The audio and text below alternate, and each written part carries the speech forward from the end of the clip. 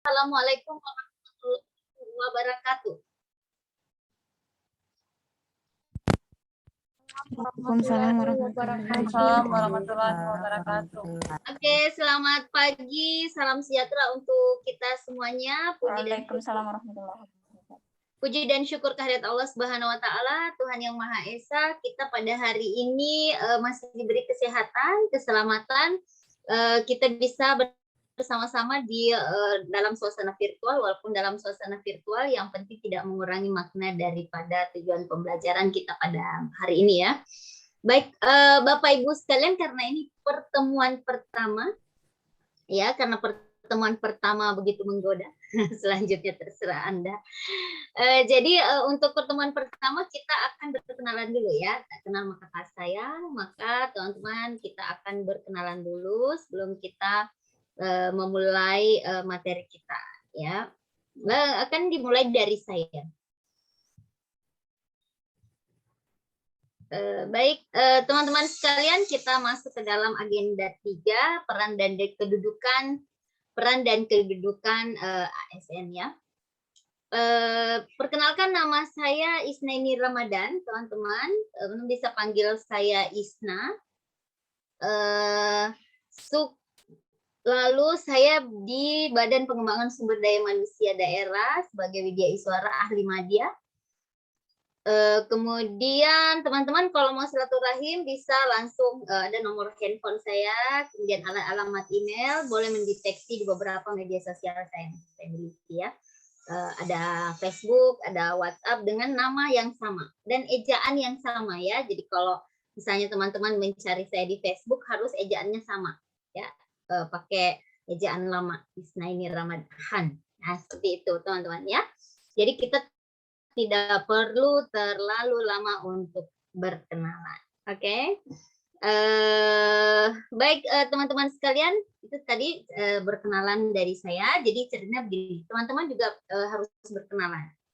Cara berkenalannya seperti ini. Hai, perkenalkan nama saya Isnaini Ramadan, dipanggil Isna. Instansi saya BPSDM Provinsi Sulawesi Tengah, jabatan sebagai Widya Iswara Ahli Madya.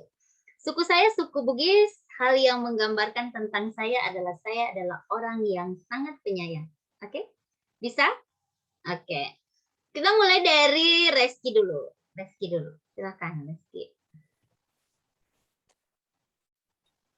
Assalamualaikum warahmatullahi wabarakatuh. Waalaikumsalam warahmatullahi wabarakatuh. Selamat pagi. Hai teman-teman, nama saya Reski Melinda Harman, bisa dipanggil Indah. Saya suku Banggai Kaili, tempat tinggal di Kabupaten Banggai Kepulauan, instansi di UPT Puskesmas Bakalan Raya, jabatan sebagai bidan, saya bisa dibilang periang. Oke, Ibu Reski yang periang ya. Jadi teman-teman kalau lagi online kita maksudnya tidak perlu pakai masker ya, karena kan lagi sendiri juga ya teman-teman, pada sendiri ya. Oke, jadi supaya bisa kelihatan interaksinya ya. Oke, lalu Ibu Nurliana Mapak, silakan. Assalamualaikum warahmatullahi wabarakatuh. Perkenalkan nama saya Nurliana Mapa. Nama panggilan Nurtin, asal instansi Rumah Sakit Umum Daerah Trikora Salakan.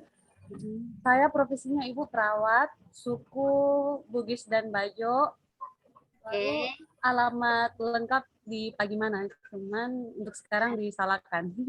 Sekarang sudah disalahkan ya, karena sudah menjadi pegawai di Bangkep ya. Iya. Baik, terima kasih Bu Liana. Apa yang menggambarkan tentang Ibu Nurliana?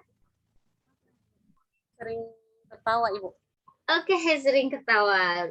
Asal jangan ketawa yang tidak jelas Ibu ya. Iya. Kedua saja kan, kalau misalnya orang ketawa tidak jelas itu lagi jatuh cinta atau lagi stres.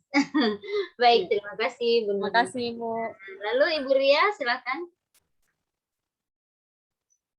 Bu Ria Fitrianti. Siap. Silakan. Assalamualaikum warahmatullahi wabarakatuh. Waalaikumsalam warahmatullahi. Perkenalkan, nama saya Ria Fitrianti, biasa dipanggil Ria. Saya bekerja di Puskesmas Bakalan Raya sebagai nutrisionis terampil, sebagai tenaga gizi. Suku saya suku Bugis.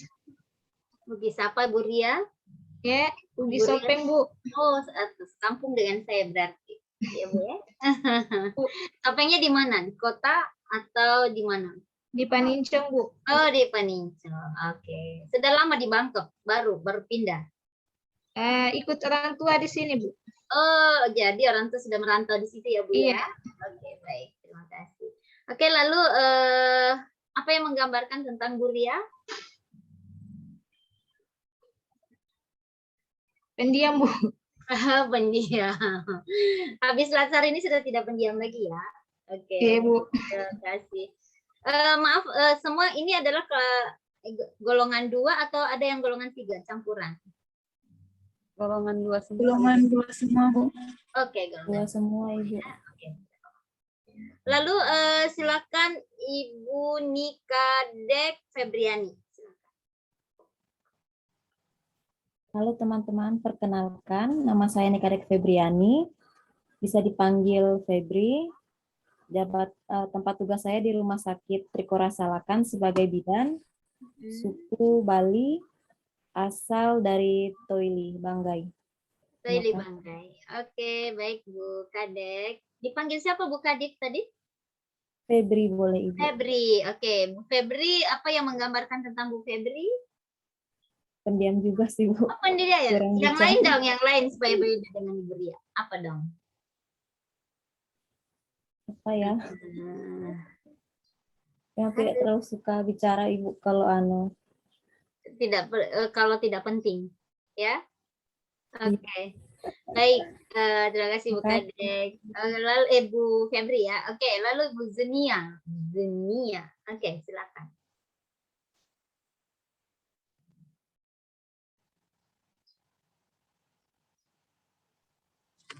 Assalamualaikum warahmatullahi wabarakatuh. Waalaikumsalam warahmatullahi wabarakatuh. Halo teman-teman, perkenalkan nama saya Zunia. Dipanggilnya juga Zunia karena namanya pendek. Terus asal instansi dari RSUD Trikora Salakan, jabatan sebagai bidan. Oke. Suku Buton. Suku Buton? Ibu. Oke, Buton. Iya. Oke. Apa yang menggambarkan tentang Ibu Zunia? Ibu Zunia adalah orang yang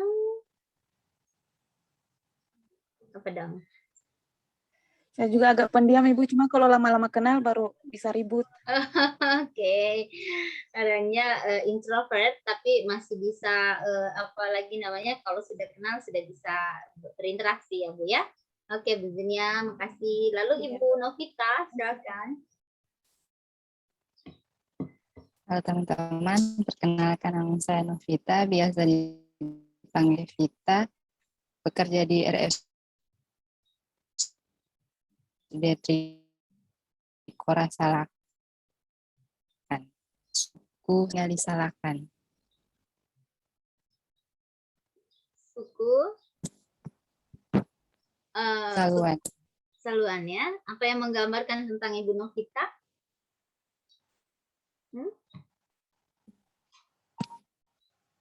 Halo? Apa yang menggambarkan tentang Ibu Novita? Ayo dong, cepat. Iya, suku Saluan.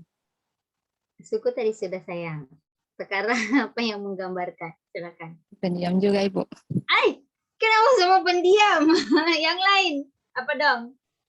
Pendiam Ibu. Sama, ntar bingung saya kalau mengidentifikasinya.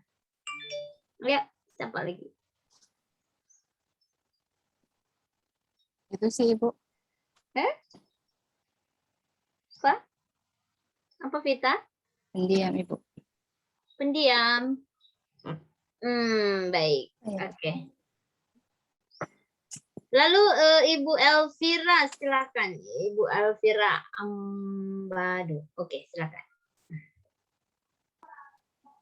Hai teman-teman, perkenalkan nama saya Elvira B. Ambado. Biasa dipanggil Vira. Saya bekerja di Puskesmas Bulagi sebagai perawat. Suku saya suku Balantak. Kemudian saya dikenal sebagai orang yang ramah. Terima kasih. Orang yang ramah. Baik, terima kasih Bu Elvira. Lalu Ibu Nur Rahma, silakan Bu. Assalamualaikum warahmatullahi wabarakatuh. Waalaikumsalam Waalaikumsalam warahmatullahi wabarakatuh. Perkenalkan, nama saya Nur Rahma. Saya bekerja di Puskesmas Batu Kuki sebagai perawat. Asal saya dari Tangeban, Kecamatan Masama, Kabupaten Banggai. Saya suku Bugis. Bugis apa Bu Nur Rahman? Nur Rahman. Bugis Manado. Bone. Oh ya, oke. Campuran Manado ya Bu, blasteran begitu ya. Oke, lalu hal yang menggambarkan tentang Ibu Nur Rahma. Pendiam juga Ibu. Oh, pendiam Sederhana. semua ini rata-rata sama, semuanya pendiam asal betul ya. Jadi teman-teman ini karena semua adalah pelayan, tidak boleh lagi terlalu, maksudnya pendiam boleh pendiam dalam arti komunikasi yang baik ya, artinya harus ramah. Tidak boleh sama pendiam, ada customer diam aja, ada kayak ini ya.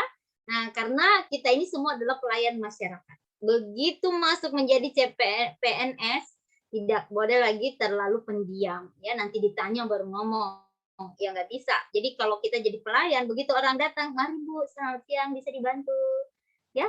Jadi nggak bisa, ini latihan, memang di Latsar ini adalah latihan, teman-teman harus aktif, gesit ya.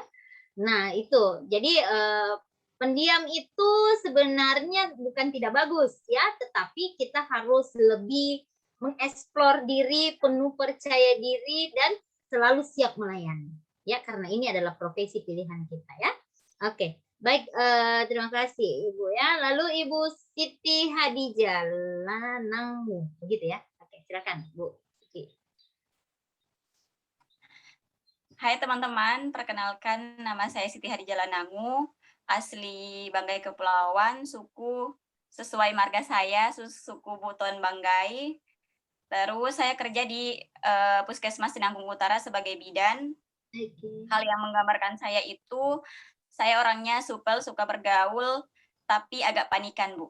Ya, terima kasih. Agak panikan, oke. Terima kasih Ibu Hadijah. Tapi dia kelihatan ya kalau orang suka supel ya, kayak Ibu Hadijah. Tapi Ibu Hadijah apa tadi? Bidan? Perawat? Bidan, Bu, bidan. Oh, bidan juga ya, oke bidan. Apalagi dulu ya, kalau orang ingat bidan, dulu bidan ini killer, ya kan ya. Aduh, kalau mau melahirkan suka dimarah. Nah, itu persepsi masyarakat pada umumnya. Nah, oleh karenanya teman-teman harus kita meningkatkan kepekaan, pelayanan lebih diutamakan, ya. Nah, jadi bagaimana kemudian seorang bidan itu harus menimbulkan citra-citra yang positif di masyarakat, bahwa bidan itu ramah, baik hati, dan tidak sombong. Oke, baik, terima kasih. Lalu Ibu Sinta, silakan. Sinta Widyastini, silakan. Hai teman-teman, saya Sinta Widyastini Darmika. Biasa dipanggil Sinta, saya penguji kendaraan bermotor di Dinas Perhubungan Banggai Kepulauan. Saya suku Bali. Suku Bali, oke Bu Sinta ya, suku Bali berarti di Samsat Bu ya? Ya. Kerjanya di mana? Di perhubungan? Hah? Iya, oke. Kenapa saya? Oke, baik. Oke. Terima kasih Bu Sinta. Lalu Ibu apa yang menggambarkan tadi tentang Bu Sinta?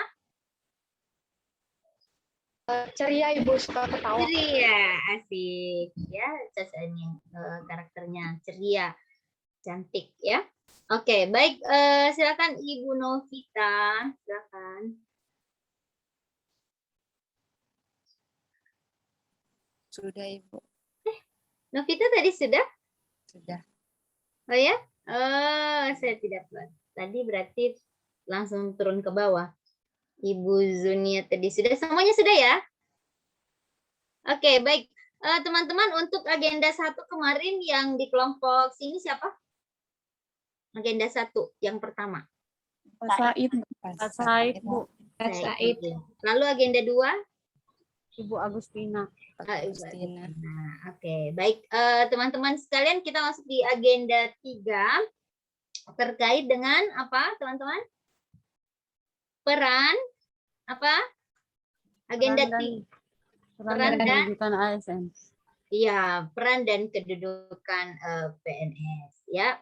Iya, jadi teman-teman sekalian, kita sudah berkenalan. Sebelum kita mulai, kita akan rileks dulu ya. Kita akan membaca dengan cara yang berbeda. Oke, cara membaca kita akan menggerakkan leher kita ke kiri dan ke kanan untuk membaca supaya nanti lebih rileks ya. Nanti kalau mulai musik, teman-teman bisa memulai membaca. Nanti saya berikan abang-abang.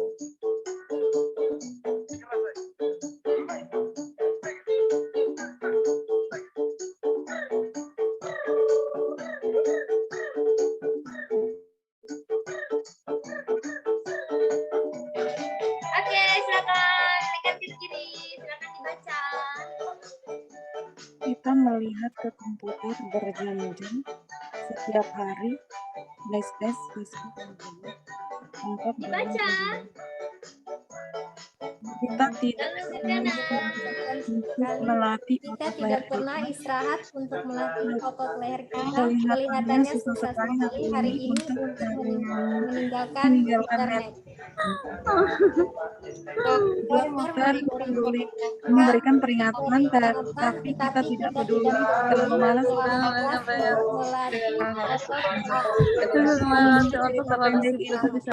yang malas melakukan sedikit gerakan. Manusia cerita pendek ini untuk orang-orang yang malas melakukan sedikit gerakan untuk menyenangkan ketegalan leher. Jadi kalau butuh latihan tetap tidak bisa duduk masalah kalimat. Jadi kalau butuh latihan tetapi terus meninggalkan lagi. Paling tidak 3 kali sekali. Kita melakukan latihan terperangkap dalam pengalaman tidak pernah istirahat untuk melatih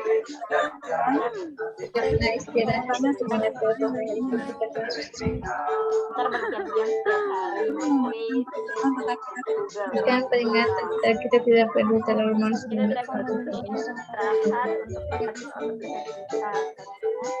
menulis cerita pendek ini untuk mulai PNS. Kalau butuh latihan tetapi tidak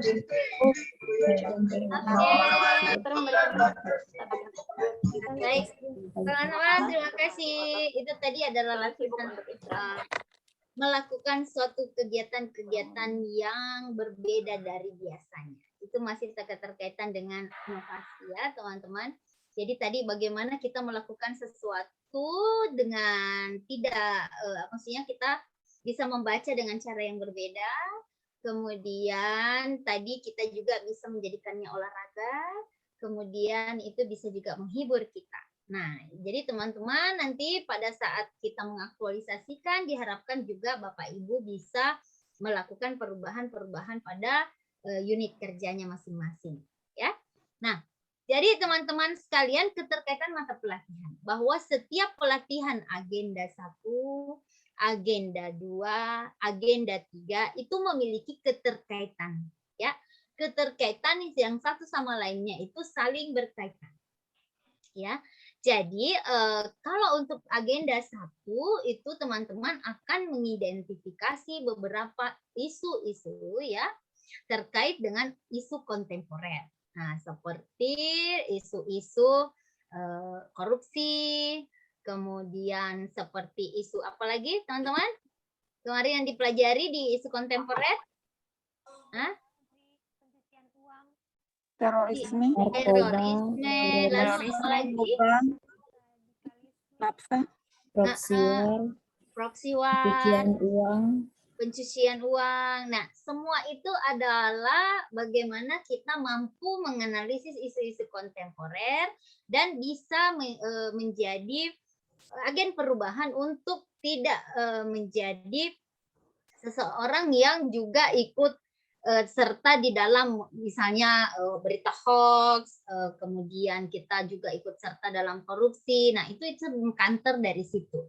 Nah, jadi bagaimana peserta dilakukan pengembangan karakter melalui pembelajaran agenda 1 yang memiliki wawasan kebangsaan yang baik dan sifat-sifat nilai bernegara yang berlandaskan Pancasila dan Undang-Undang Dasar 1945.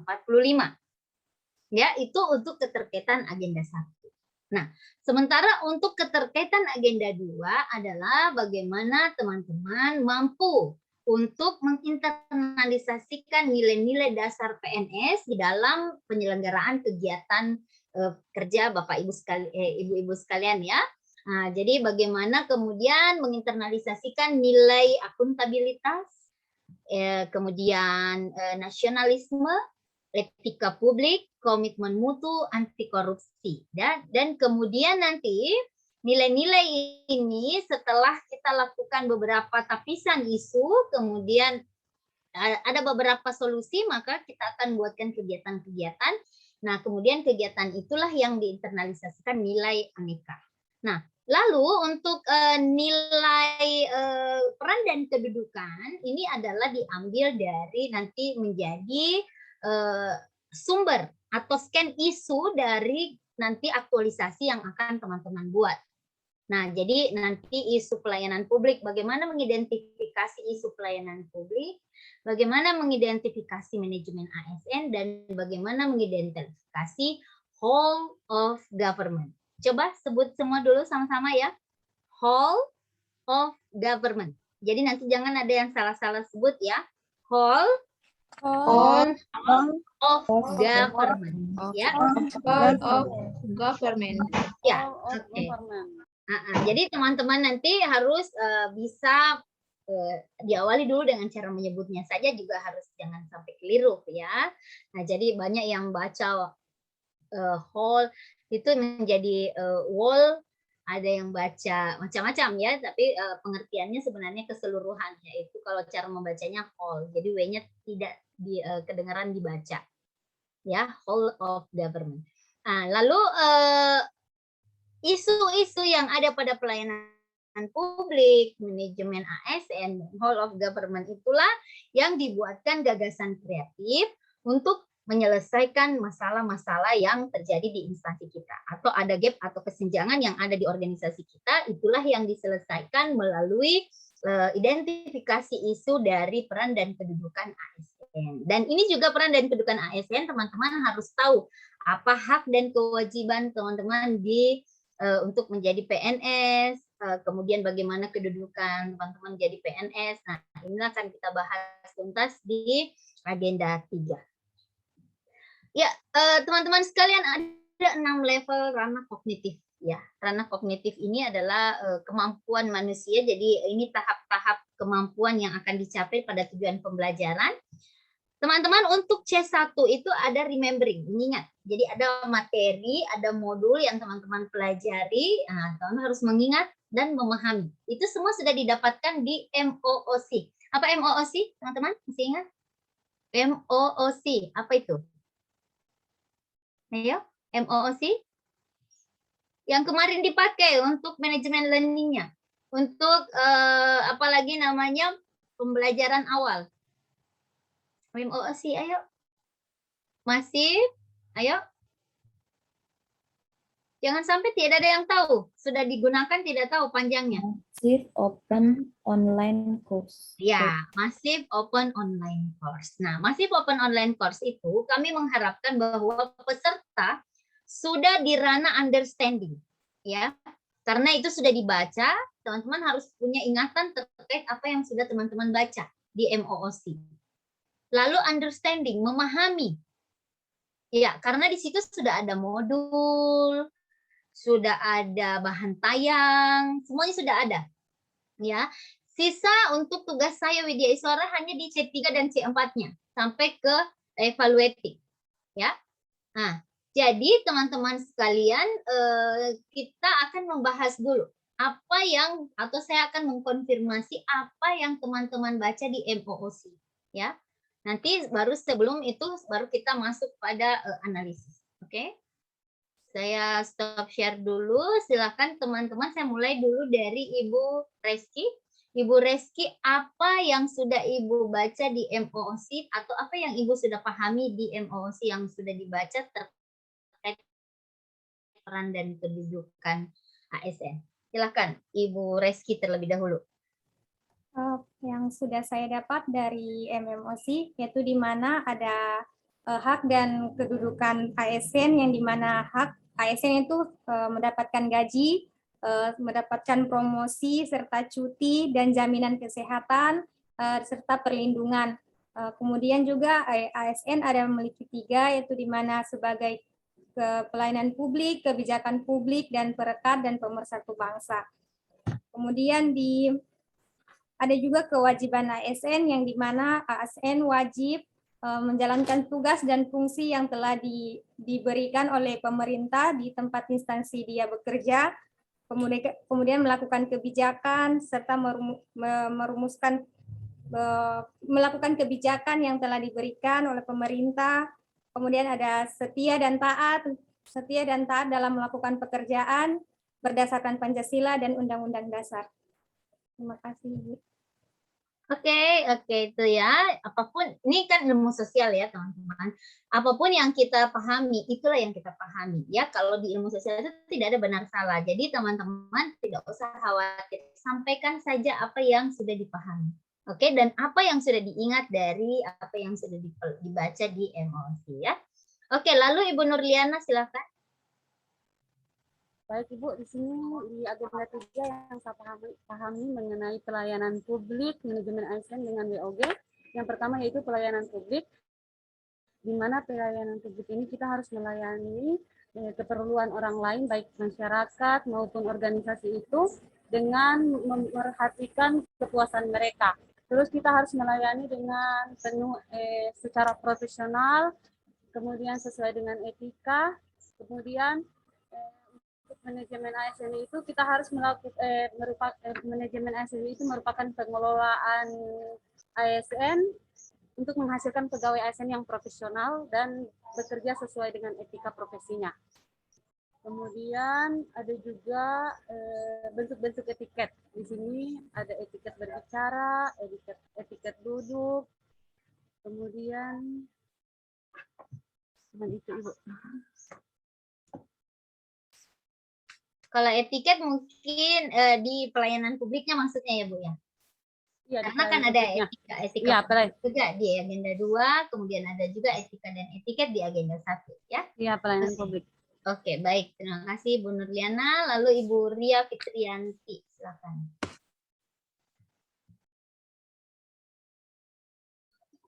Terima kasih Bu. Yang saya baca tentang MOC yaitu tentang pelayanan publik, di mana pelayanan publik itu kita sebagai ASN itu memberikan pelayanan yang baik terhadap masyarakat sesuai dengan etika dan etiket.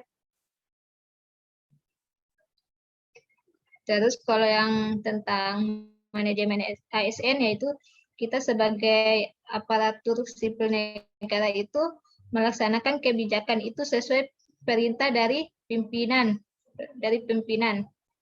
Dan kewajiban kita sebagai ASN itu harus setia terhadap Pancasila dan undang-undang.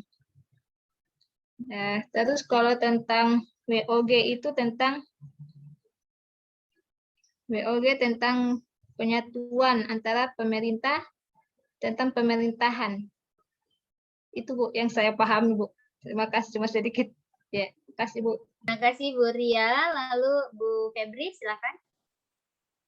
Terima kasih atas kesempatannya.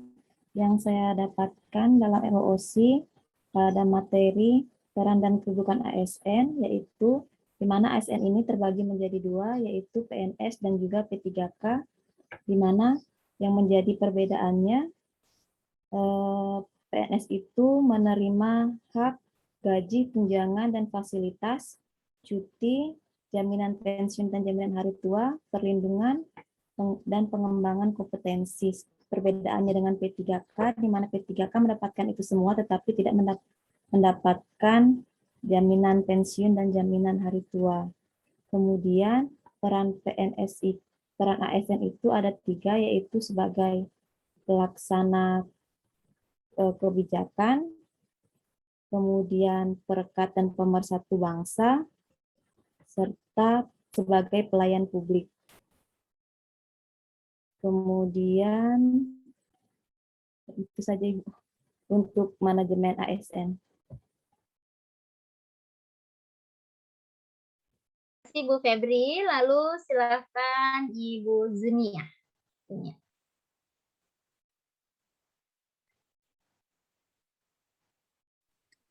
Terima kasih Ibu.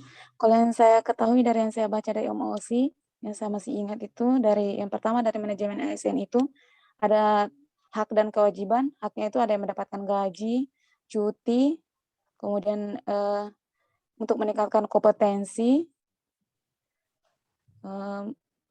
mungkin cuma itu, dan juga dalam ASN itu kan ada 2, ada PNS dan ada P3K. Kalau PNS itu dia sudah pegawai tetap, sedangkan kalau P3K itu dia perjanjian kontrak 1 tahun, pokoknya bisa dikondisikan, bisa diperpanjang atau tidak. Kemudian tugas ASN itu ada fungsinya ada 3, yaitu pelayan publik, yang kemudian yang kedua itu pelaksana kebijakan publik, yang ketiga itu perekat dan pemersatu bangsa.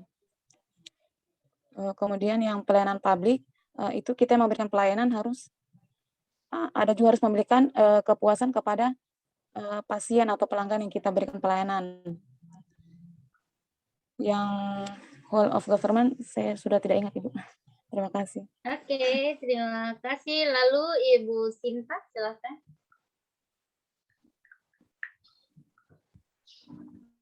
Baik, itu yang saya pelajari. Yang pertama itu adalah pelayanan publik sebagai segala bentuk kegiatan pelayanan yang dilaksanakan oleh pemerintah daerah untuk pemenuhan kebutuhan masyarakat. Selanjutnya ada WOG atau whole of government. Itu adalah pendekatan atau interaksi yang melibatkan sejumlah kelembagaan baik internal maupun eksternal. Selanjutnya ada manajemen ASN. Yang saya pelajari di situ ada hak dan kewajiban ASN, fungsi ASN, dan ada mempelajari tentang sistem merit Ibu di manajemen ASN. Terima kasih. Oke, terima kasih. Ibu Novita, silakan.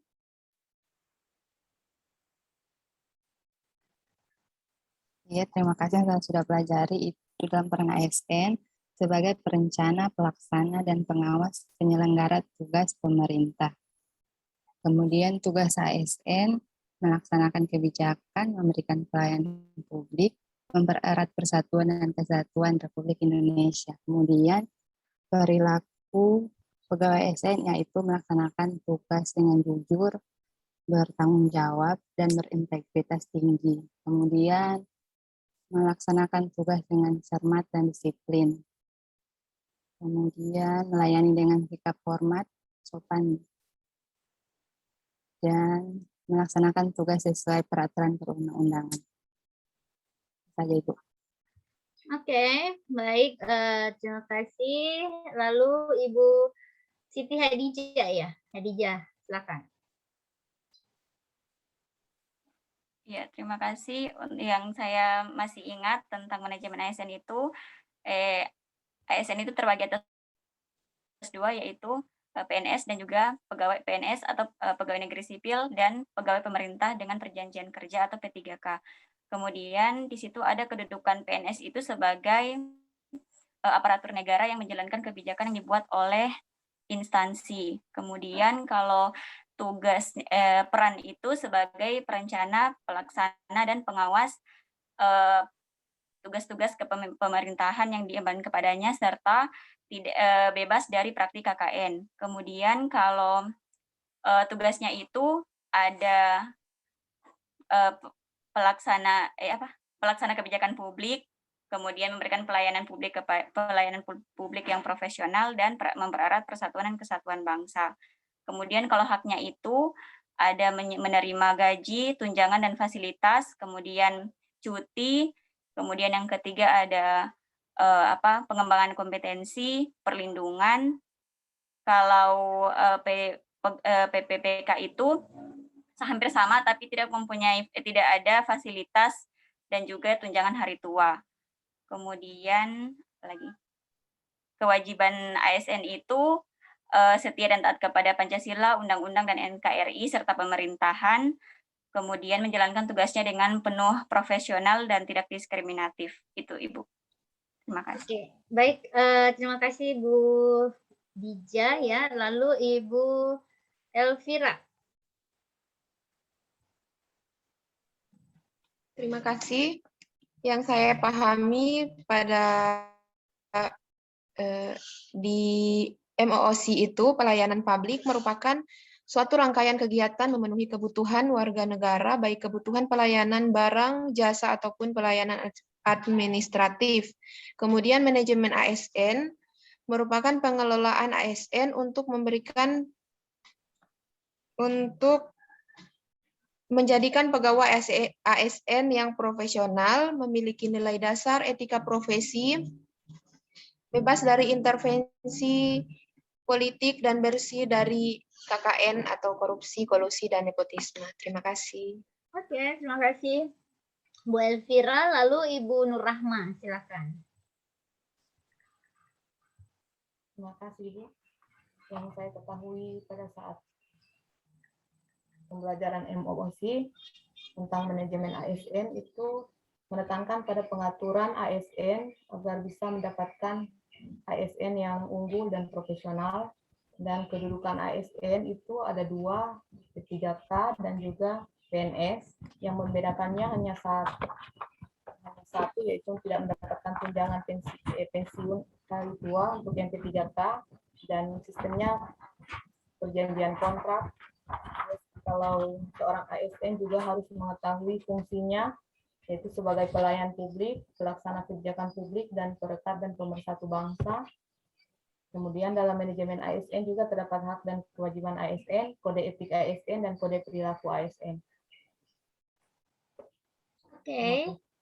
Oke, terima kasih Bu Nur Rahma. Semuanya tadi sudah ya, apa yang sudah didapatkan di MOOC ya, walaupun ada pemahaman yang sama, maksudnya lebih banyak di pelayanan publik, ada lebih banyak di manajemen ASN, atau sama sekali tidak ada yang di whole of government. Oke, kita akan bahas pelan-pelan ya terkait dengan ketiga hal ini, peran dan kedudukan agenda 3. Baik, Bapak Ibu sekalian. Jadi nanti ini kita akan memulai dulu dasar-dasar dari pelayanan publik ya, pelayanan publik. Intinya bahwa semua pelayanan publik tentu pengennya pelayanan itu pelayanan yang murah. Tentu ya, masyarakat kita pada umumnya, kemudian tapi murah tapi bermutu. Nah, kemudian juga masyarakat menuntut pelayanan yang transparan. Ya, pelayanan yang transparan. Jadi teman-teman, pelayanan publik ini banyak harapan-harapan yang diharapkan oleh masyarakat. Nah, jadi di dalam modul yang sudah dibaca oleh Bapak Ibu, oleh ibu-ibu sekalian, itu ada terkait dengan pelayanan publik, ada pengertian pelayanan publik, kemudian ada jenis barang dan jasa publik, kemudian ada pelayanan publik dari sederhana menjadi kompleks. Nah, itu tentu adalah poin-poin yang sudah dibaca di MOOC. Kemudian di bab keduanya itu ada pola pikir ASN sebagai pelayanan publik. Ada fundamental pelayanan publik, ada ASN sebagai profesi. Jadi ASN itu adalah profesi kita sebagai PNS. Siapa saja ASN itu? Siapa saja? Ada yang tahu? PNS dan PPPK. Iya. PNS dengan P3K. ASN itu adalah pegawai negeri sipil dan P3K, pejabat pemerintah dengan perjanjian kerja. Nah, di situ itu adalah ASN ini adalah sebagai profesi, ya, profesi kita bersama. Patologi birokrasi juga kita pelajari di situ. Kemudian ada prinsip-prinsip pelayanan prima. Nah, ini tadi yang banyak dijelaskan oleh teman-teman. Di situ ada praktek etiket pelayanan. Ada etiket dan etika, ada dasar-dasar etiket, ada manfaat etiket, ada praktek-praktek etiket. Nah, Semua tujuan pembelajarannya itu adalah bagaimana kemudian teman-teman tahu dan memahami tentang pelayanan publik. Kemudian yang kedua, mampu menerapkan etiket dalam pelaksanaan pelayanan publik. Kemudian mampu menganalisis pelayanan publik dan mampu mengevaluasi pelayanan publik pada instansinya. Lalu memiliki gagasan untuk perbaikan pelayanan publik. Nah, jadi kita overview sedikit terkait dengan pelayanan publik yang sudah ada di MOOC, bahwa konsep pelayanan publik itu ada pengertian dan dasar hukumnya. Kemudian ada prinsip-prinsipnya, ada perkembangan kompleksitasnya. Kemudian pola pikir ASN sebagai pelayan adalah pola pikir PNS sebagai pelayanan publik, ada contoh-contoh dan implementasinya sebagai pelayanan publik. Nah, kemudian untuk praktek etiket dan pelayanan publik itu ada manfaatnya, kemudian ada contoh-contohnya. Nah, intinya adalah bahwa muatan dari pelayanan publik itu sudah diatur di dalam apa? Undang-undang nomor yang apa? Undang-undang nomor 25. 25 Itu dasarnya ya, dasarnya dari sini. Nah, inti muatan undang-undangnya adalah Undang-Undang Nomor 25 Tahun 2009 tentang pelayanan publik. Nah, jadi di dalam undang-undang itu sudah mengatur tentang hak, kewajiban, dan larangan. Teman-teman ini wajib download ya, unduh, karena nanti teman-teman ada nanti ujian komprehensif atau ujian tertulis terkait dengan hal-hal yang seperti ini. Jadi teman-teman harus banyak membaca. Ya, khususnya peraturan-peraturan, karena kita di pemerintahan itu banyak terkait dengan kebijakan, ya. Nah, ini adalah kebijakan tentang pelayanan publik. Nah, jadi ada hak dan kewajiban masyarakat dalam pelayanan, ada kewajiban larangan bagi penyelenggara pelayanan, kemudian ada partisipasi dan pemberdayaan masyarakat. Jadi di sini masyarakat diikutsertakan dalam penyusunan kebijakan, penyusunan standar pelayanan sampai dengan pengawasan pemberian penghargaan. Nah, masyarakat juga berhak menyampaikan pengaduan dan wajib untuk ditangani oleh penyelenggara layanan. Ya, seperti misalnya tadi yang saya jelaskan. Nanti ada masyarakat yang mengadu, oh bidannya galak. Nah, seperti itu. Masyarakat berhak menyampaikan pengaduan itu. Oleh karenanya, teman-teman semuanya harus bagaimana melayani masyarakat itu sampai masyarakat itu merasa nyaman dan satisfaction kepada kita ya pada saat kita memberikan pelayanan. Karena kenapa? Itu menjadi kewajiban kita. Kewajiban kita adalah menyelenggarakan pelayanan prima. Kapan pelayanan itu dikatakan prima? Ada yang tahu, Bu Novita? Kapan pelayanan itu disebut prima? Kalau pelayanannya seperti apa kira-kira baru dikatakan prima?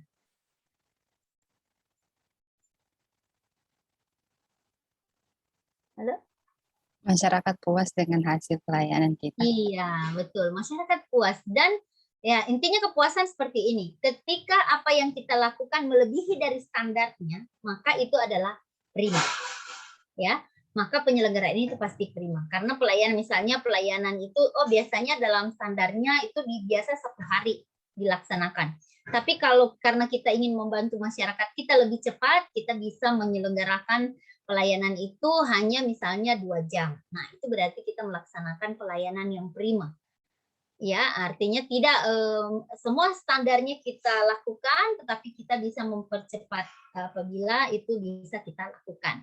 Nah, kemudian terdapat sanksi administratif, ganti rugi pelayanan publik, dan sanksi pidana apabila kewajiban penyelenggaraan ini tidak dilaksanakan.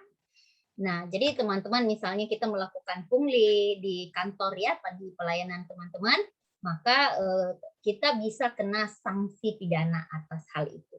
Ya, baik, untuk pelayanan prima itu sendiri, prinsip-prinsipnya adalah responsif terhadap pelanggan. Yang tadi dikatakan Ibu Novita, ya, kita harus responsif, kita harus memberikan kepuasan kepada pelanggan kita. Agar kita bisa memahami pelanggan lebih memberikan pelayanan terlebih dahulu, kita harus tahu siapa pelanggan kita. Apa yang diperlukan dari pelayanan yang kita sediakan. Ya, lalu kita akan membangun visi misi pelayanan. Visi misi pelayanan di sini adalah memudahkan pelaksanaan pengukuran kinerja. Nah, kemudian kita akan menetapkan standar pelayanan dan ukuran kinerja pelayanan sebagai dasar pemberian pelayanan. Nah, kemudian kita akan memberikan pelatihan dan pengembangan pegawai terkait bagaimana memberikan pelayanan yang baik. Seperti teman-teman ini, nanti setelah Dikutlatsar, nanti kemudian PNS, pasti nanti akan dilatih atau dikembangkan bagaimana memberikan pelayanan-pelayanan yang terbaik untuk masyarakat kita. Karena kita ini abdi masyarakat ya, jadi kita ini adalah bawahan. Kita orang yang melayani bukan dilayani. Nah, kemudian dari apa yang teman-teman nanti lakukan terhadap pelayanan, maka teman-teman bisa diberikan reward terhadap pelaksanaan tugasnya apabila teman-teman melakukan tugas yang baik. Nah, di sini saya lihat tadi banyak bidan. Salah satu reward pelayanan baik itu biasa diberikan apa? Biasanya apa rewardnya bidan? Bidan delima. Pernah dengar ya? Bidan delima? Iya. So, apa kriteria bidan delima? Apa kriterianya? Apa kriterianya sampai kita jadi bidan delima? Kriteria bidan delima apa? Kemudian kenapa bisa dikategorikan apa lagi namanya? Bidan delima. Ada yang tahu? Ya, teman-teman harus aktif ya. Silakan. Ada yang tahu?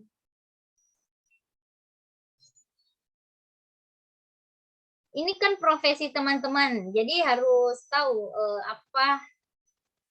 Nah, jadi untuk jadi bidan delima kan ada tuh persyaratannya. Jadi bidan itu harus punya praktik bidan mandiri ya, yang memiliki izin. Kemudian mengikuti ketentuan program, membayar biaya registrasi, yaitu untuk teknisnya. Tetapi yang kita pahami bahwa bidan itu harus memberikan apa? Memberikan pelayanan yang cepat dan tepat. Memberikan pelayanan yang kompeten dan efektif, kan? Patuh terhadap SOP yang ada. Ya kan, Bu? Apa SOP? Standar operasional prosedur. Iya, standar operasional prosedur pelayanan ya. Tahu apa yang dilakukan, memahami pelanggan, dan siap menolong kapanpun dibutuhkan. Apalagi teman-teman di pulau ya. Semuanya di pulau atau bukan? Rata-rata di pulau. Namanya juga bangkai. Iya, di pulau Ibu. Iya, jadi tentu teman-teman ini adalah garda terdepan ya untuk membantu orang-orang yang ada di pulau yang tentu sarana dan prasarananya belum begitu terpenuhi dengan baik. Ya. Kemudian memberi pelayanan terbaik dan konsisten, sabar. Intinya bidan itu harus sabar. Jadi walaupun di sini tadi banyak pendiam, tapi harus sabar ya. Hangat, penuh kasih sayang. Mandiri, menjunjung tinggi etika profesi, jujur dalam melaksanakan tugas, dan menumbuhkan kebanggaan jadi bidan ya, dalam profesi kita. Nah, tentu ini teman-teman nanti kalau dievaluasi beberapa indikatornya, kemudian setelah dinilai, oh ibu ini berhak diberikan sebagai bidan delima. Ya, oke. Jadi tentu apresiasi ini akan diberikan apabila semua kriteria tadi teman-teman sudah laksanakan. Ya. Lalu kita akan ke kategori pelayanan barang dan jasa. Apa saja kategorinya? Barang jasa private, barang-barang pribadi maksudnya ya, kemudian barang jasa kayak tol, barang tol itu, kemudian barang jasa umum, barang jasa kolektif ya. Nah, tentu teman-teman semua sudah baca di MOOC ya, jadi saya tidak perlu jelaskan lebih lanjut lagi. Nah, ada beberapa langkah-langkah yang dilakukan dalam peningkatan pelayanan publik. Yang pertama adalah Bapak, ibu-ibu harus membangun kesadaran melayani bagi aparatur. Ibu ini semua disebut dengan aparatur ya. Semua kita PNS ini disebut dengan aparatur. Oke. Nah, kita juga diharapkan membangun kesadaran masyarakat sebagai konsumen dengan membuka kesempatan yang seluas-luasnya kepada masyarakat, baik langsung maupun melalui media massa untuk menyampaikan saran atau pengaduan mengenai pelayanan masyarakat. Kemudian memberikan reward and punishment yang seimbang. kemudian mengadakan kompetisi pelayanan untuk instansi dalam memberikan pelayanan yang sejenis. Nah, kemudian di sini juga kita akan melaksanakan perbaikan mutu pelayanan publik, menciptakan standar pelayanan umum diupayakan dengan beberapa hal, seperti menerbitkan pedoman pelayanan yang memuat persyaratan, prosedur, biaya, tarif pelayanan, dan batas waktu penyelesaian pelayanan. Yang kedua, menempatkan petugas yang bertanggung jawab melakukan pengecekan kelengkapan persyaratan permohonan untuk kepastian mengenai diterima atau ditolaknya berkas permohon pada saat itu juga. Lalu kita menyelesaikan permohonan pelayanan sesuai dengan batas waktu yang telah ditetapkan. Kemudian melarang atau menghapus biaya tambahan yang dititipkan pihak lain dan menyediakan segala bentuk pungutan liar. Nah, jadi teman-teman, kalau misalnya kita melakukan pelayanan, misalnya ibu membantu proses kelahiran. Nah, jadi dipastikan jangan ada kita membuat memberikan tarif sendiri, ya, sehingga nanti itu bisa dikatakan pungli. Nah, jadi biayanya itu tetap diatur oleh rumah sakit atau puskesmas tempat ibu untuk bekerja. Ya, jadi tidak dilakukan pungli oleh aparat kita. Ya. Kemudian menyelesaikan permohonan pelayanan sesuai batas waktu, melarang dan menghapus biaya tambahan, ya. Menerapkan pola pelayanan secara terpadu. Nah, kalau bisa nanti di puskesmas itu pelayanan khusus untuk kebidanan itu juga selalu harus sudah terpadu. Jadi terpadu dalam hal ini kayak misalnya semua ini kan klinik misalnya yang ada di rumah sakit itu harus terpadu satu loket saja sehingga tidak banyak pendaftaran. Nah, itu kira-kira maksudnya. Lalu melakukan penelitian kepuasan pelanggan. Yang tadi Ibu sampaikan, Ibu Novita, kalau customer itu kita melakukan pelayanan prima, maka mereka harus puas dengan pelayanan kita. Bagaimana caranya kita tahu mereka puas atau tidak puas? Maka kita melakukan survei, ya. Kita melakukan survei atas pelayanan yang sudah diberikan. Nah, lalu kita akan menata sistem prosedur pelayanan secara berkesinambungan sesuai dengan tuntutan dan perkembangan dinamika masyarakat. Nah, jadi sistem dan prosedur pelayanan ini harus kita lakukan secara berkesinambungan. Nah, kalau di kesehatan itu kan sudah jelas SPM-nya, ya. Ada SPM. Apa SPM? Apa SPM? Standar pelayanan masyarakat. No, standar pelayanan minimal. Ya, minimal.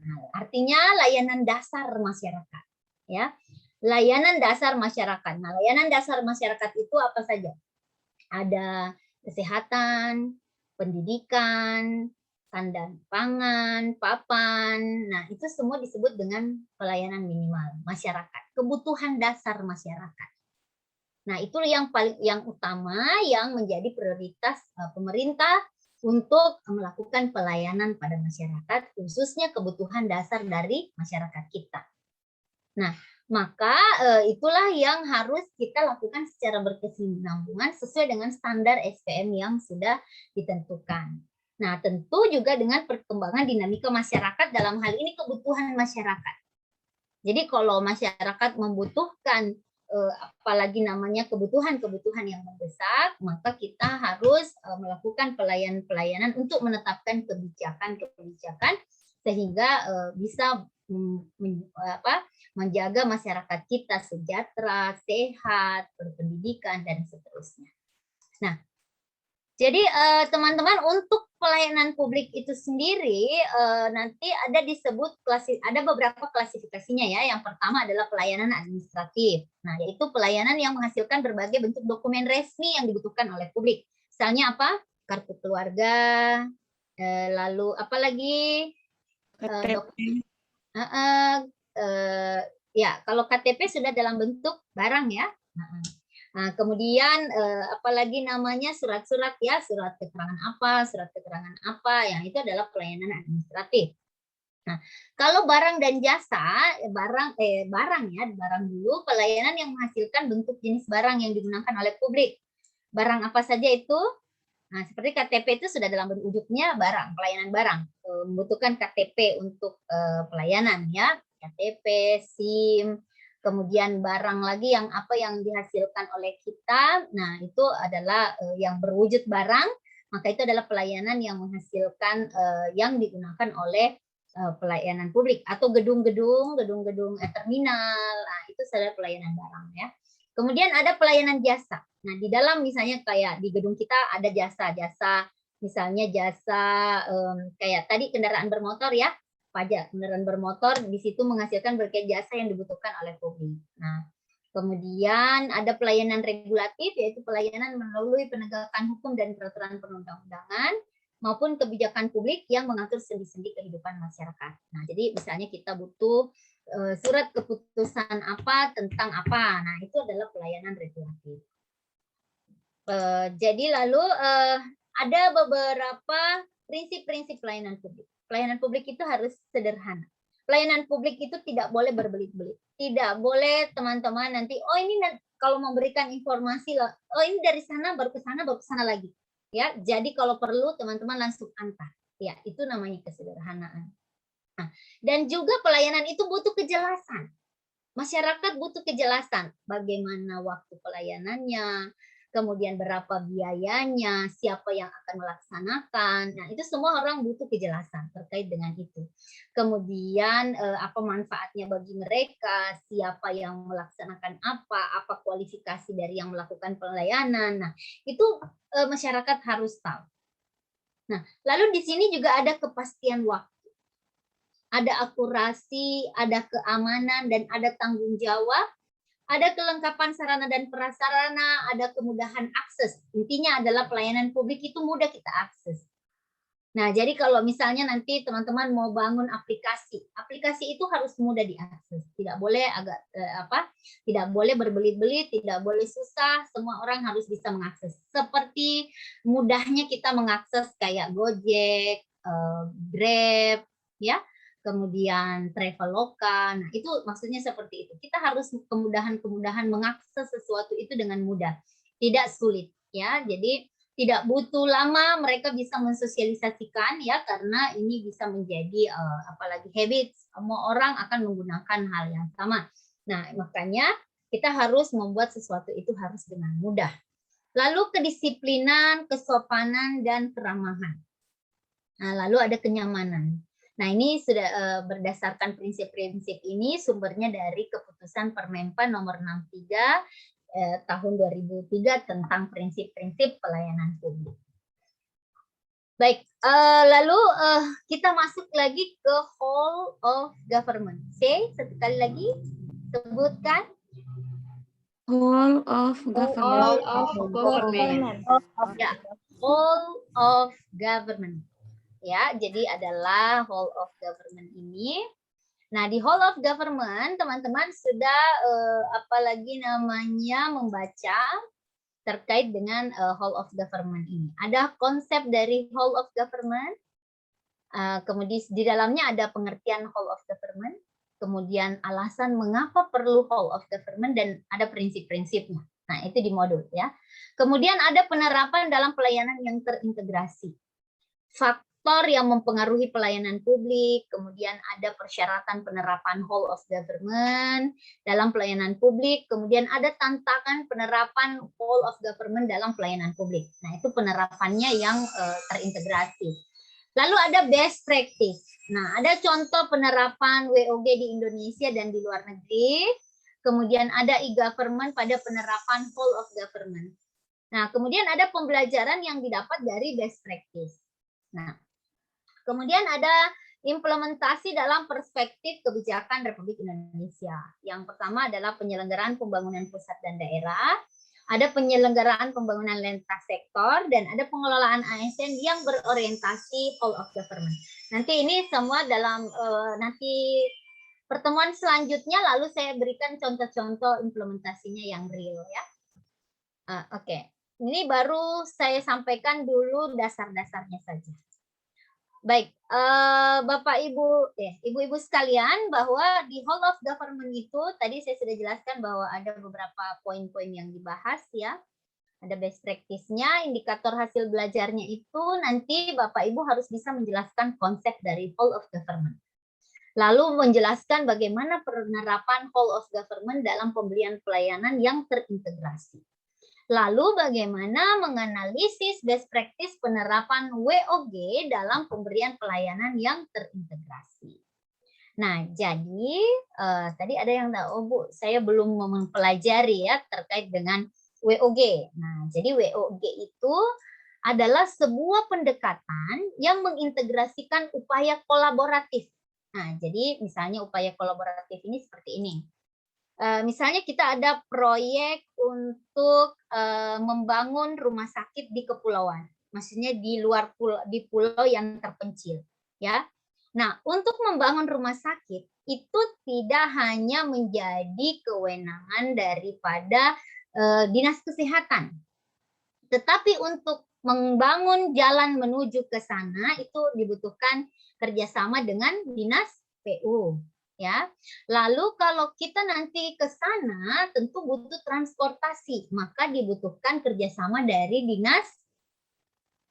dinas perhubungan, ya.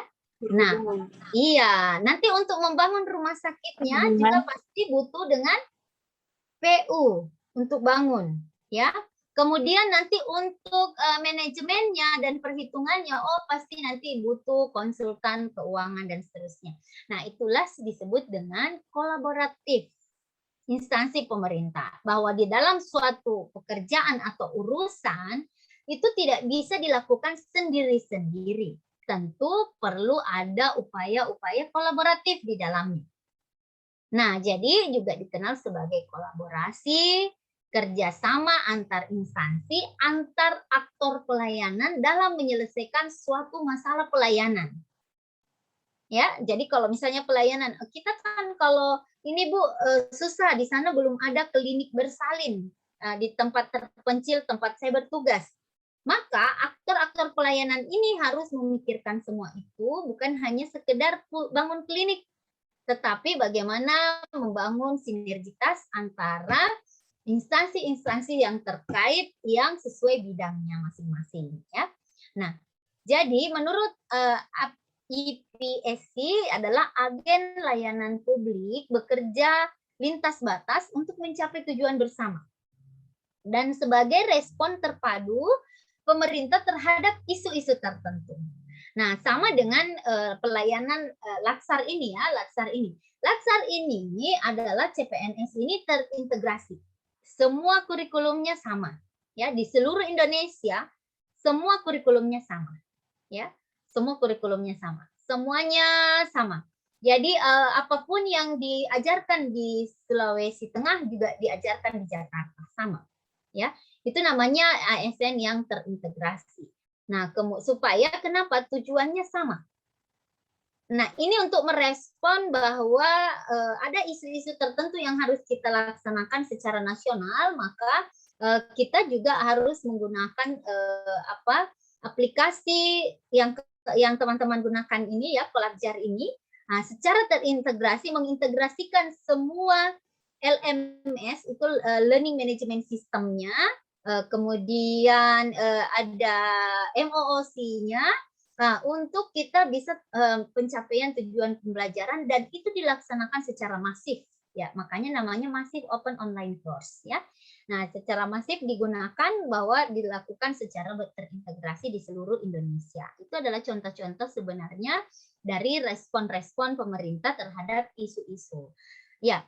Kemudian teman-teman, WOG pada dasarnya adalah sebuah pendekatan fungsi dalam ruang lingkup koordinasi yang lebih luas ya, guna mencapai tujuan bersama. Jadi dalam pembangunan kebijakan, kemudian ada manajemen program dan pelayanan publik.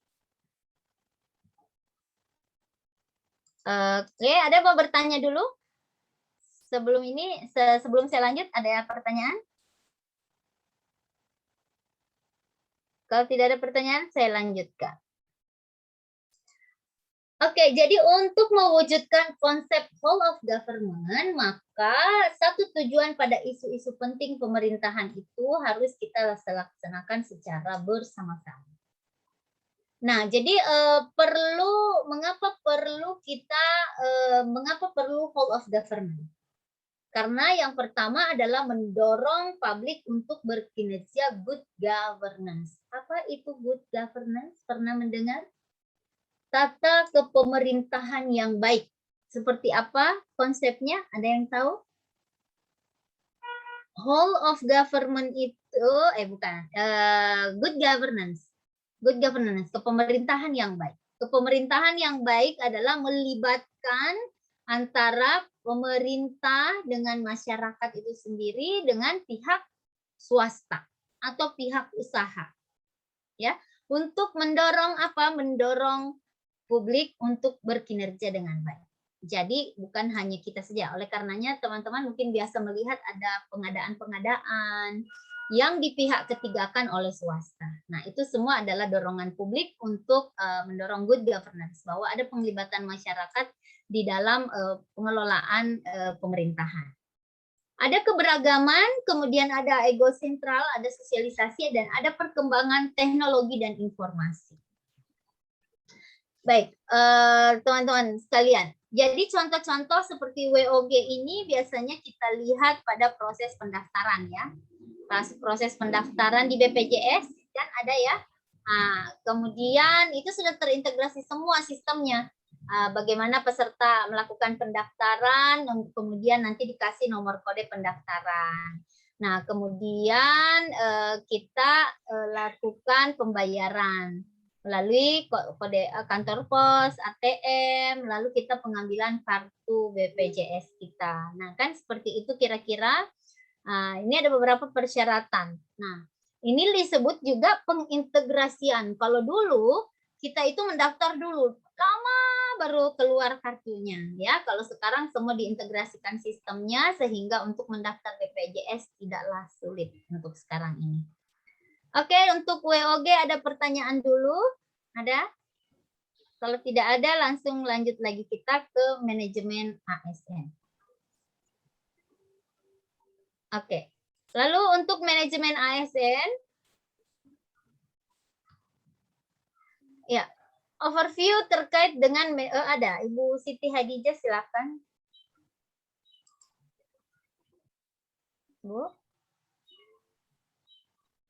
Bu Siti Hadijah, raise hand, silahkan.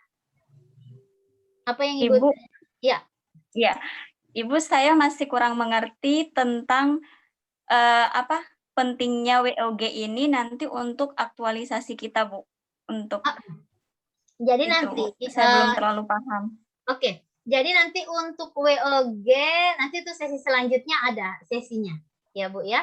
Nanti untuk WOG untuk aktualisasinya nanti ada. Jadi bagaimana kita mengidentifikasi isu-isu yang terkait dengan ketika dia ini ciri-cirinya ya, ada koordinasi, ada konsultasi, ada kerjasama, ada kolaborasi, ada integrasi, maka itu adalah whole of government.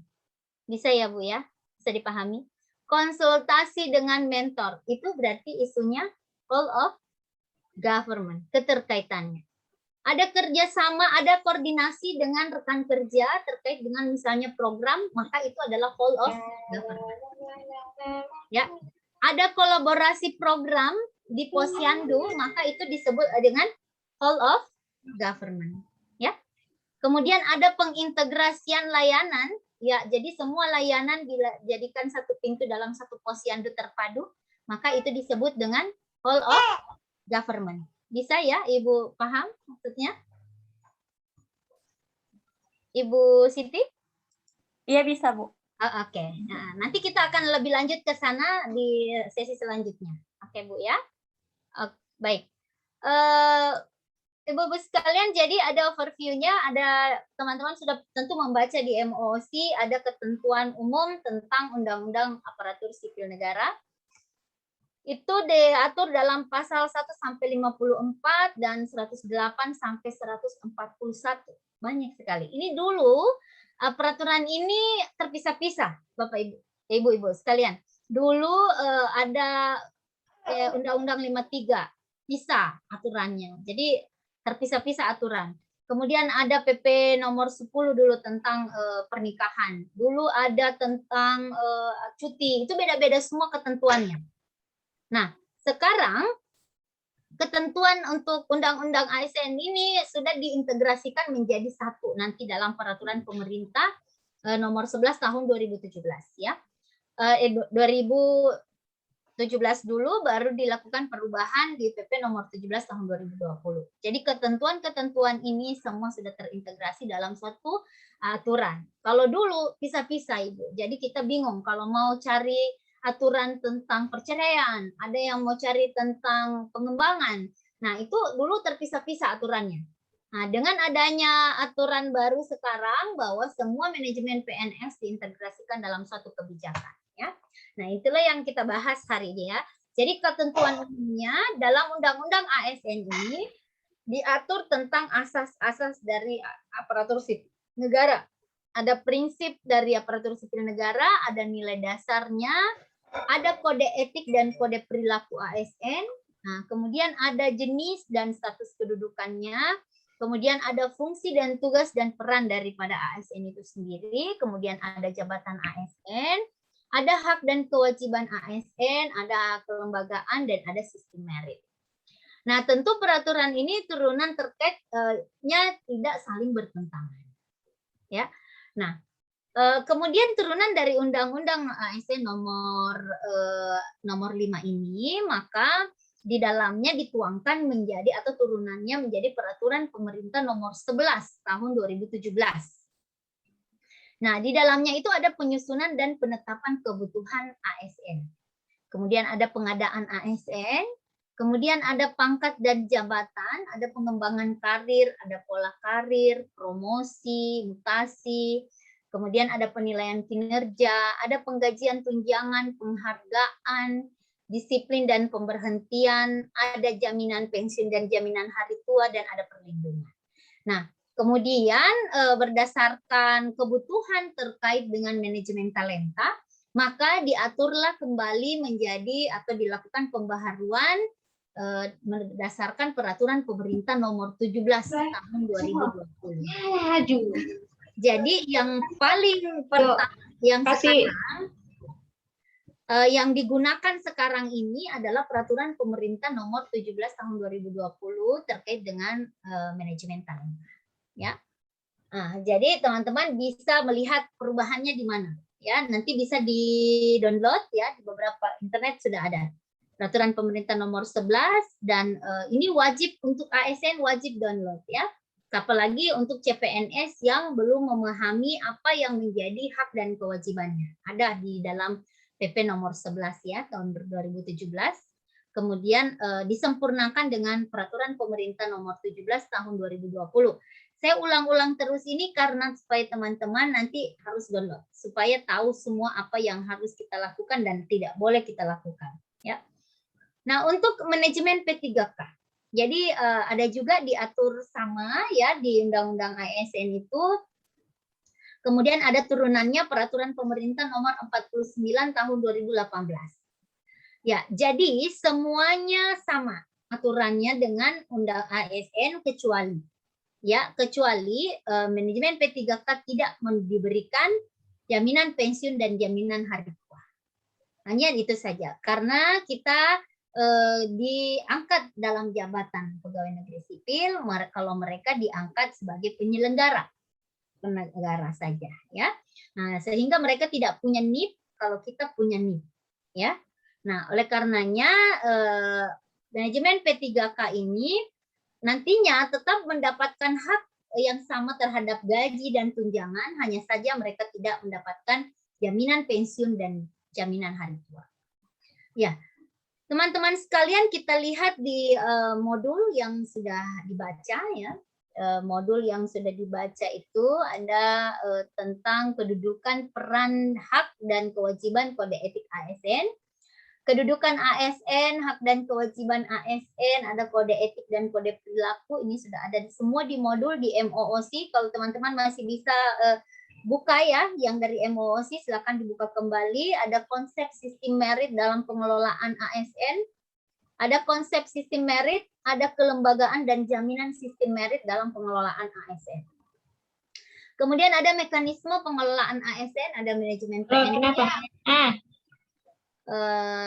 Kemudian ada pengelolaan jabatan pimpinan tinggi, kemudian ada sistem informasi ASN dan penyelesaian sengketa. Jadi di indikator hasil belajar ini ada 3 indikator. Ibu Ria mohon. Antar formulir. Telepon Ibnu. Ibu Ria mau tolong. Ria di dulu. Ya, oke. Teman-teman sekalian, kita ini diawasi oleh petugas kelas ya. Jadi semua direkam, apa yang kita laksanakan di dalam kelas itu direkam. Jadi mohon teman-teman lebih hati-hati dalam penggunaan mute ya. Oke. Kemudian yang kedua adalah menjelaskan konsep sistem merit dalam pengelolaan ASN, dan kita akan menjelaskan mekanisme pengelolaan ASN. Nah, jadi ini adalah indikator hasil belajar kita di manajemen ASN. Jadi sekali lagi teman-teman harus membuka kembali MOOC dan kemudian wajib download ya, wajib download peraturan pemerintah nomor 11 tadi yang dilakukan perubahan peraturan pemerintah nomor 17.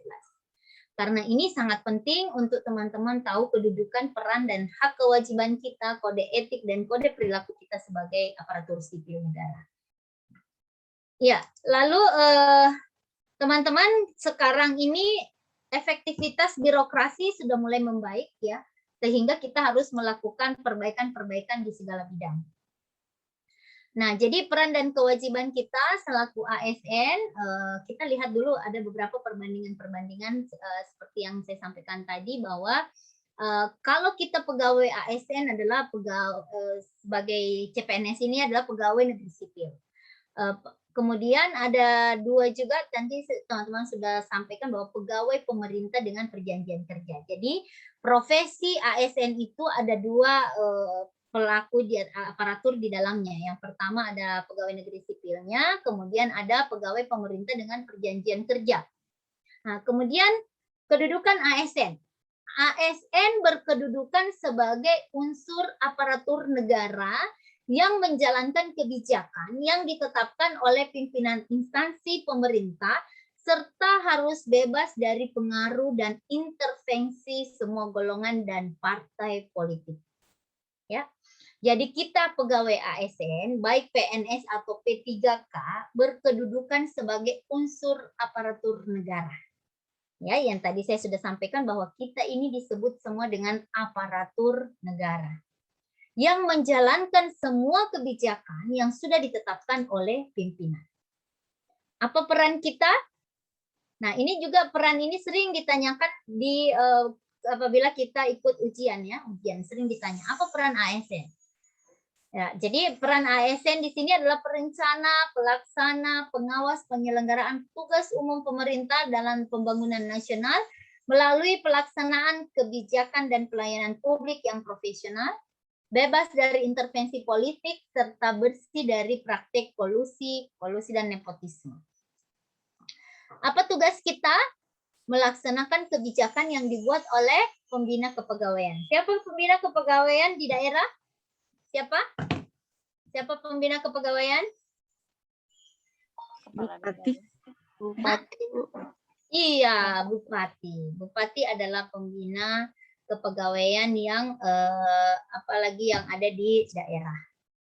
Nah, jadi di sini sesuai dengan peraturan perundang-undangan yang berlaku. Kemudian memberikan pelayanan publik yang profesional dan berkualitas. Di sini juga adalah mempererat persatuan dan kesatuan negara kesatuan Republik Indonesia. Ya. PNS berhak memperoleh apa saja? Gaji, tunjangan, fasilitas, cuti, jaminan pensiun dan jaminan hari tua, perlindungan dan pengembangan kompetensi. Nah, teman-teman ini sudah melakukan pengembangan kompetensi melalui pelatihan pertama sebagai CPNS. Ya. Nah, laksar ini adalah pengembangan, disebut dengan pengembangan kompetensi. Ya. Kemudian untuk P3K, yang tadi saya sudah jelaskan bahwa mereka hanya tidak mendapatkan semua haknya sama, kecuali jaminan pensiun dan jaminan hari tua. Jadi teman-teman ini bersyukur sudah dipilih menjadi PNS. Karena kalau misalnya hanya P3K, maka P3K hanya berdasarkan kontrak saja, tidak diberikan pensiunan. Ya, jadi kita harus selalu bersyukur Tuhan kasih kita kesempatan untuk menjadi aparatur, menduduki jabatan. Ya, baik. Kewajiban pegawai ASN yang pertama, saya kira teman-teman ini harus juga di luar kepala. Setia dan taat pada Pancasila, Undang-Undang Dasar 1945, NKRI, dan pemerintah yang sah. Kok ini sudah selesai padahal masih 8 menit ya. Menjaga persatuan dan kesatuan bangsa, melaksanakan kebijakan yang dirumuskan pejabat pemerintah yang berwenang, menataati ketentuan, menunjukkan integritas, menyimpan rahasia jabatan yang hanya dapat dikemukakan sesuai dengan peraturan perundang-undangan. Bersedia ditempatkan di seluruh wilayah NKRI. Ya, teman-teman bersedia ya, walaupun di pulau, daerah-daerah terpencil, teman-teman harus bersedia. Bersedia? Harus ya. Bersedia. Karena itu adalah kewajiban kita sebagai pegawai ASN. Teman-teman sekalian, nanti ada di Kolabjar. Apa sudah pernah buka Kolabjar? Kemarin sudah buka Kolabjar? Sudah bisa terakses? Belum bisa, Bu. Belum bisa, Bu. Oh, belum bisa. Belum ada, Ya, belum tapi terbuka belum juga. bisa diakses. Oh iya, belum bisa diakses. Oke, untuk penugasan teman-teman sekalian, penugasan kalau begitu difoto saja teman-teman untuk penugasannya. Mengidentifikasi dan mendeskripsikan isu-isu terkait dengan manajemen ASN, pelayanan publik, whole of government dibuat dalam bentuk kerja, dikirim dalam bentuk PDF. Kertas kerja maksudnya ya, dalam bentuk kertas kerja. Jadi hanya diketik biasa saja, diidentifikasi yang mana isu-isu manajemen ASN, yang mana termasuk manajemen isu pelayanan publik, yang mana isu whole of government. Lalu kita ketik di Word, lalu teman-teman PDF-kan, baru dikirim ke LMS kalau sudah bisa, kalau belum bisa boleh dikirim ke WhatsApp saya. Tadi teman-teman sudah catat ya nomor HP saya, teman-teman boleh kirim melalui situ. Kemudian membuat untuk tugas kelompok. Nah, tugas kelompoknya adalah membuat video role play, role play ya, bad practice dengan good practice. Nah, salah ini ya. Membuat video role play good dan bad practice. Nah, jadi pelayanan yang baik dengan pelayanan yang buruk. Nah, kemudian link video dikirim ke LMS. Kalau teman-teman sudah selesai buat, itu bisa di-share ke YouTube. Nanti linknya saja yang dikirimkan ke saya. Ya, nah jadi itu di ibu-ibu semuanya bikin nanti role play. Lakukan role play, diperagakan mana pelayanan yang baik, mana pelayanan yang buruk, itu diperagakan. Lalu divideokan, baru dikirim ke YouTube. Baru linknya baru dikirim ke kita. Kalau misalnya LMS-nya sudah terbuka, itu teman-teman linknya diketik di Word, lalu di PDF-kan, baru dikirim ke LMS. Ya. Nah, oke, ada pertanyaan dulu, silakan. Terkait dengan penugasan. Ibu, yang masalah tugas ini mau tanya. Iya. Ini apa? Yang tugas kelompoknya itu kita bagi lagi kelompok ini atau sudah kelompok besar yang betul. Biasanya di LMS itu saya sudah bagi, Bu. Saya sudah bagi di LMS. Karena LMS-nya ini belum terbuka, saya bagi saja lagi ya. Saya bagi saja kalau begitu. Oke. Jadi untuk ini biasanya saya bagi jadi 3 kelompok. Oke, jadi cara membaginya gini aja. Saya stop share dulu. Oke, jadi menghitung 1 sampai 3 ya, dilanjutkan 1 sampai 3 dan seterusnya. Maaf. Jadi mulai dari Ibu Reski menghitung 1. 1. Oke, Nurliana. 2. Ria? 3. Oke. Lalu Ibu Nikadek satu lagi. 4. Satu lagi sayang. Oh, 1. Febri 1.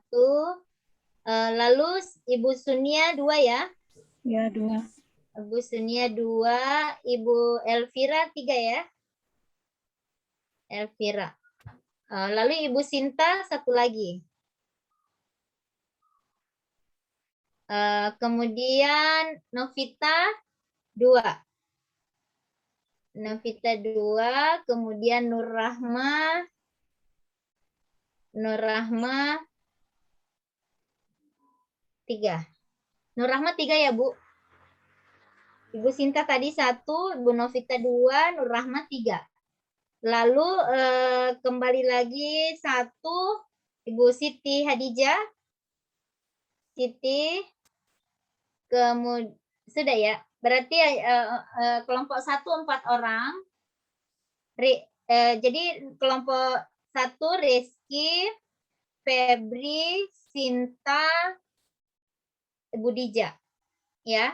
Rizky, Febri, Sinta, Dija. Lalu kelompok 2 Ibu Nurliana, Sunia, Novita. Ya. Kelompok 3 Ibu Ria, Elvira, Nur Rahma. Saya? Ada? Bisa, Bu. Oke. Baik, teman-teman, nanti kalau untuk ini semuanya berdekatan atau jauh-jauhan bisa mengirim nanti melalui, teman-teman boleh Zoom pribadi ya, bikin dalam bentuk apa saja, yang penting itu di role play-kan. Entah nanti masing-masing mau memperagakan sendiri-sendiri kah atau apa, kemudian digabung dalam satu video, silahkan. Intinya adalah harus bagaimana teman-teman berpikir kreatif untuk membuat video role play-nya. Ya. Jangan mengambil contoh dari orang lain, pelayanan orang lain, ambil pelayanan sendiri saja, masing-masing saja. Ya, role play-nya. Role play-nya ditentukan, dibuat skrip, kemudian teman-teman berdiskusi bagaimana cara untuk menunjukkannya atau mempraktekkannya, baru divideokan. Itu silakan dibagi tugas. Saya kira ini teman-teman semuanya tidak ada yang gaptek ya. Nah, semuanya pasti bisa menyelesaikan tugas-tugas. Tugas-tugas tidak boleh ditunda-tunda ya teman-teman. Hari ini asinkronus, hari ini juga selesai. Paling lambat selesai sampai pukul 00 setiap harinya. Ya, jadi semua penugasan itu selesai, kita beri waktu sampai jam 12 malam setiap harinya. Ya, ada pertanyaan dulu sebelum kita akhiri? Sudah cukup? Oke, kalau sudah cukup, iya silakan. Yang mengenai penugasannya ini Bu, berarti sebentar sebelum jam 12 harus sudah dikirim sama Ibu? Oh belum, enggak juga saya, 12 malam saya maksudnya. 12 malam. Iya, berarti sebentar batasnya jam 12 malam sebentar. Iya, betul, sebentar. Ini kan ada sinkronus setelah ini. Nah, makanya sekarang setiap hari itu materinya itu hanya 2 jam. Nah, selebihnya itu sebenarnya penugasan. Nah, jadi kalau misalnya teman-teman tidak melaksanakan penugasan, berarti kan teman-teman tidak masuk belajar ceritanya, kan begitu ya? Oke, baik Bu Zunia ya, saya kira cukup teman-teman. Terima kasih atas partisipasinya. Mohon maaf apabila ada hal yang tidak berkenan di hati Ibu sekalian. Saya mohon maaf. Wabillahi taufiq wal hidayah. Assalamualaikum warahmatullahi wabarakatuh. Sampai berjumpa kembali ya di semangat selalu.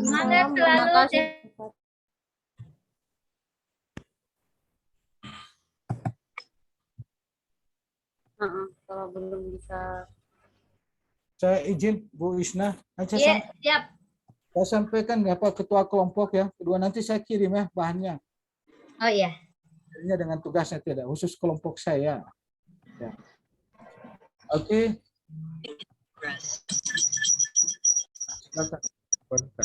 Ikram.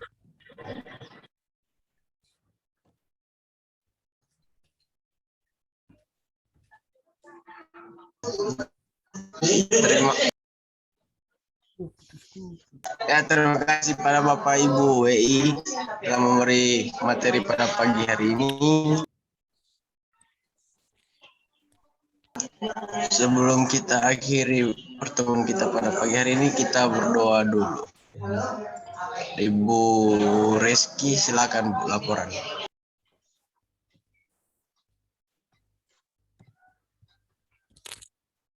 Untuk peserta, duduk siap, gerak. Penerimaan materi telah dilaksanakan. Laporan selesai. Laporan diterima, istirahatkan. Laksanakan. Untuk sebelum mengakhiri, berdoa dimulai.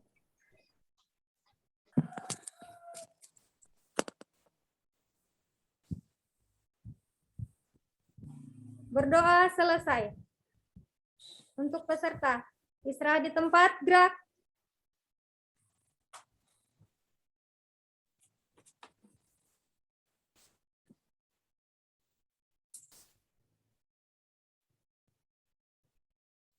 Oke, izin live kalau gitu Pak.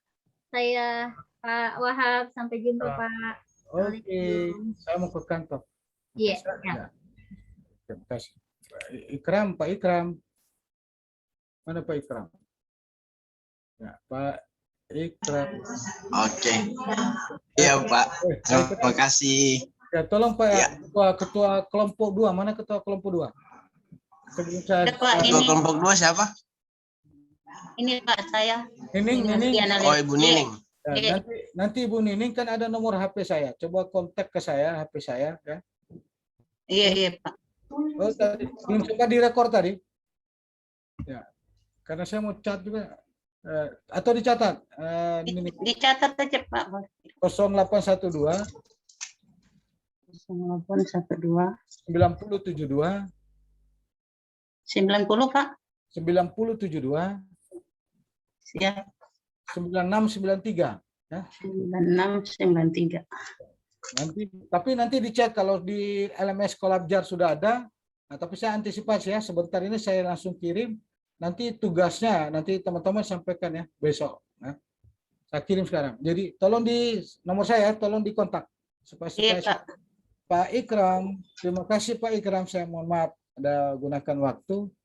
Saya live ya Pak Ikram dan teman-teman. Sekian. Terima kasih. Mohon maaf. Assalamualaikum warahmatullahi wabarakatuh dan selamat siang. Selamat siang. Terima kasih Pak.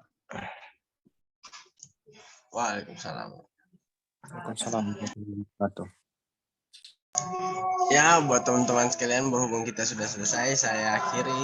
Wabillahi taufiq wal hidayah. Wassalamualaikum warahmatullahi wabarakatuh. Zoom ini akan saya tutup. Waalaikumsalam warahmatullahi wabarakatuh.